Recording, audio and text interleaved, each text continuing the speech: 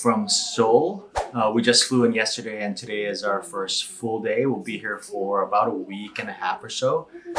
Today we're going to be heading out to the Gyeongdong Market area, but before I do that, we're staying at an Airbnb this time because this is my 5th time to Seoul and my wife's 10th time. So we figure instead of a hotel, we'll just try to stay at an apartment. I think some of you are here from one of my apartment tour videos in Japan. So because we're in an apartment, I'll show you around this apartment. Okay, just to let you know that this is an Airbnb rental apartment. It's not someone's private home or anything like that. So I'm not just showing you their home and putting it up on YouTube. But anyways, let's start with the entrance. So the entrance is pretty similar to a Japan studio. You get little shoe area here where you take off your shoes to come in. Umbrellas. What's interesting is that the entire lock system is passcode. So you don't need keys at all to get into the building or to get into the room. Right next to it is a full body mirror and a place where you can keep your shoes and stuff. And then you walk in. To the left here is the bathroom. These are the switches, so it's nice that everything has a little icon depending on what light you're turning on. The bathroom is a bit different, quite a lot different actually from Japan. So you have your sink here to the left, and then you have your toilet here. There's no bidet or anything like is common in Japan. It's more like a standard toilet that you would find in other places in the world. And above it is a mirror with cabinets, so you can store some stuff there. But the biggest difference is the shower. There is no shower area. It's literally above the sink. So that's something that I'm not used to. It takes some getting used to because this basically turns your entire bathroom into the shower. Everything gets wet. And then you turn it on by flipping this little knob here. So this is the sink, and it goes to kind of the waterfall shower or the shower handle type. Just switch back and forth, and then the corresponding shower will turn on. Coming back out is the kitchen area. So this right here is awesome because this is the fridge and the freezer section. It doesn't look out of place. It's just built into the wall and fits seamlessly into the apartment design. Under the stove is the washer, and it looks like there's a dryer as well. Stove is like a studio in Japan. It doesn't seem like people that would be living in this size apartment spend a lot of time at home cooking. So there's just 2 small burners here. Sink, microwave, TV, and then the shelves as well fit in nicely to the apartment design. And like Japan, they separate their trash. So on the left here, we have cans and bottles, plastic bottles. The middle one is plastic trash, and the right is like burnable and every other kind of trash, basically. The room space itself, a little bit small, but very nice because it has high ceilings, and I'll get to that in a little bit. But yeah, it's good for 1 person, max 2, I would say.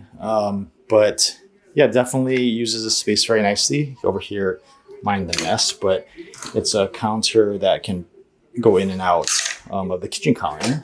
No balcony, but there is a window that looks down outside. And then looking the other way, this is the closet. So it's under these stairs here. Small closets, but nicely organized.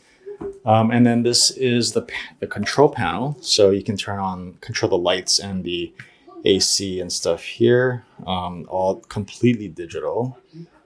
So if you want to turn off the lights, this one here, you can turn off individual lights in the apartment. So there are spotlights in the ceiling and this big circular light, which is really nice, I think. So the reason why the ceiling is really high is because the sleeping area is upstairs, and it's not just a regular stairway. This is incredibly steep.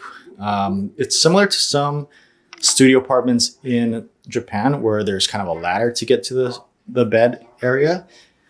So we'll try not to fall while filming, but these are the steps. So if you look at these handrails here, they're pretty low. Like they go about to my knee or a little bit above it. So you definitely can fall over if you're not really sure with your footing or come home drunk and try to make it upstairs. It can be pretty dangerous, I think. So that just about wraps up our Seoul Airbnb apartment tour. If you stayed in a place in Seoul before and it looks a bit different than this, please feel free to share that in the comments below.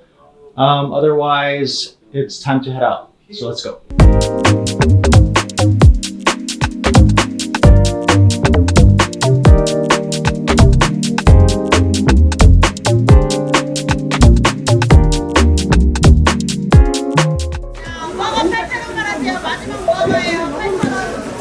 This is the Gyeongdong Market area.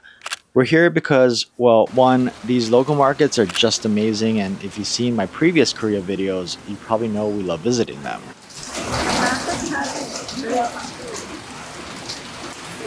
Yeah.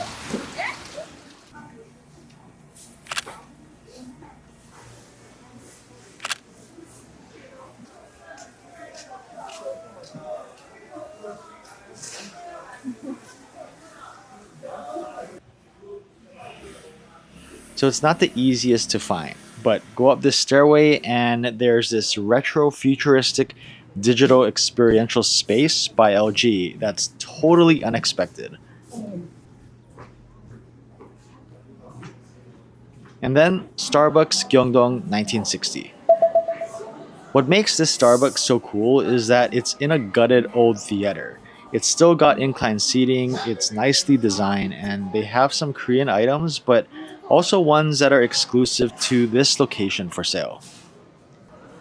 I tried this rice melt cold brew that's got makgeolli flavored cream and is topped with bits of rice. It's pretty good.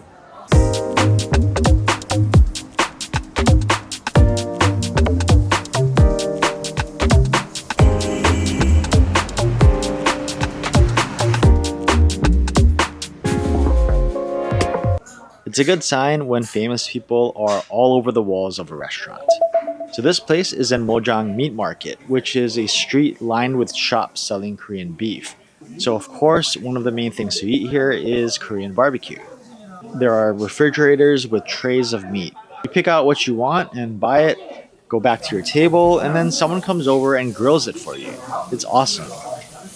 All you have to worry about is eating.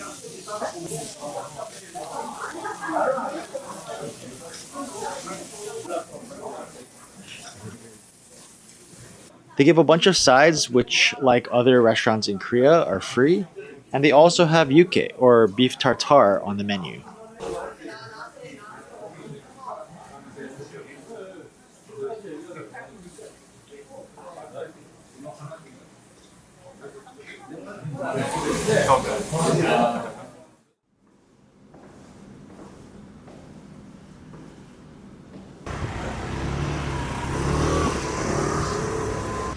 Okay, so today we are in the Sindang area of Seoul. If you watched my previous Korea videos, we came here the last time. We went to a kind of marketplace, and then we had some kalguksu, which is like udon.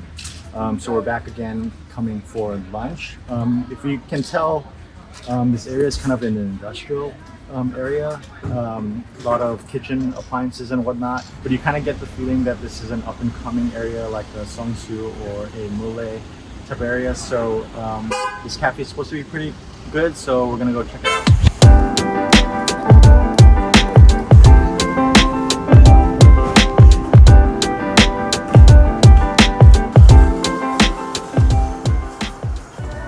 Cafe Apothecary is really laid back. Sit on beach chairs. My wife got this butter and anko, or red bean paste croffle, and I got a croffle with ice cream. So this is really good. It's super light and fluffy on the outside, but on the inside it's a little bit chewy. It's like a croissant put in a waffle maker. Really, really good. So we just got off at Itaewon and we are walking towards an area called Hannam. So in Tokyo terms, Itaewon is kind of like the Roppongi area, kind of international nightlife party scene. And then Hannam, from what I hear, is more like the Azabujuban, Hiro type of area of Tokyo, if you're familiar with that. So some shopping and supposed to be a little bit on the high-end side. But yeah, let's go check it out. You make me better than I've ever been. 온종일 너의 곁을 떠나기가 싫어. 어지러운 지금 이 느낌이 좋아. Right now 점점 더 빠져들어가. 내 숨이 차올라.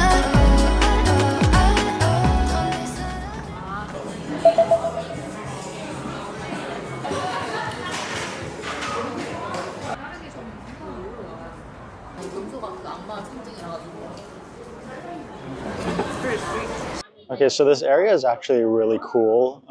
It's kind of, I would say, more than a Hidou area. It's more like a Daikanyama or Aoyama, if speaking in Tokyo terms, just because it's kind of small boutiques and shops and a lot of shopping.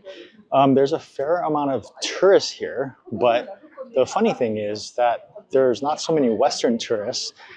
Tons of Asian tourists, and I think if it's similar to Japan, that's kind of how it goes.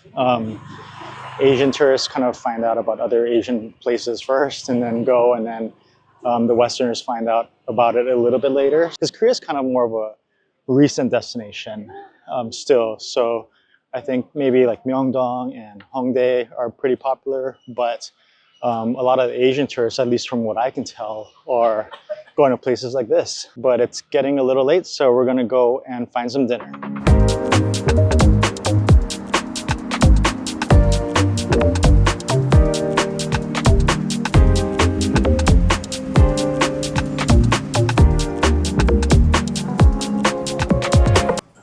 Nakopsae for dinner in the Apgujeong area of Gangnam.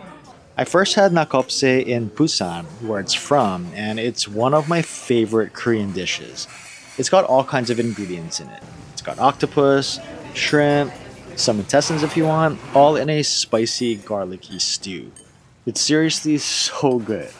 And their yuke is also amazing here. Super tasty and fresh beef. All around, just really good food here, and it's no wonder that they're so highly rated and popular. Maybe the nicest Baskin Robbins I've been to. Lots of different cakes and desserts to choose from, and there's some Korean flavors of ice cream as well. This seems like a popular spot for couples and families. What's interesting is that everyone seems to share a cup here, even friends and families. We decided to do that as well and put in our order on their touchscreen system. We got a cup where you can get small scoops of up to 10 different flavors, kind of like a sampler. And that's pretty good. I hope you enjoyed coming along on this Seoul trip so far. In the next video, we're going to more interesting places in Seoul, so subscribe if you haven't yet, and I hope to see you in the next one.